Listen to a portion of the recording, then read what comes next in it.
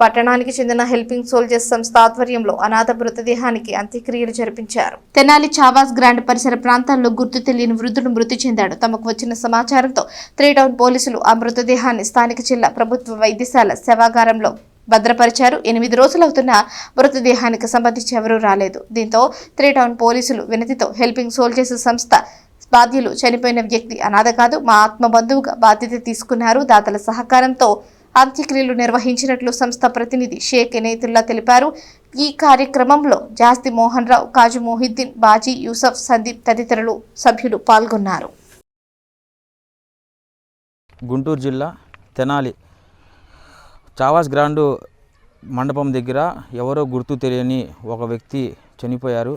కాలుగొట్టు పక్కన చనిపోయిన వృద్ధుడిని తీసుకుని వచ్చి తెనాలి 3 టౌన్ పోలీస్ వారు ప్రభుత్వ వైద్యశాల మార్చిరీలు పెట్టారు.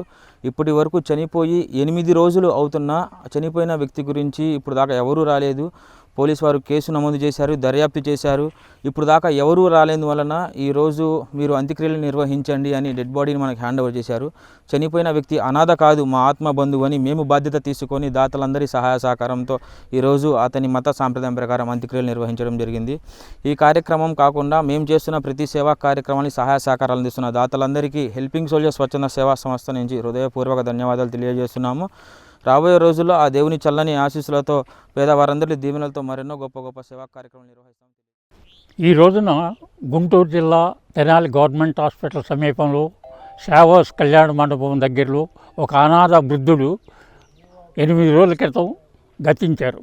అది పోలీసు వారు గుర్తించి ఎంక్వైరీ చేసి మారిషోట్లో పెట్టి ఎవరు లేనందున ఎంక్వైరీలో ఇన్నో హెల్పింగ్ సోల్జర్స్ అధిపతి అయినటువంటి ఇన్నోకి ఈ కార్యక్రమం మీరు అంత్యక్రియలతో మీరు నిర్వహించండి కోరగా మా ఇన్నో తన సహచరులతో ఈ కార్యక్రమం ఇవాళ పూర్తి చేశారు.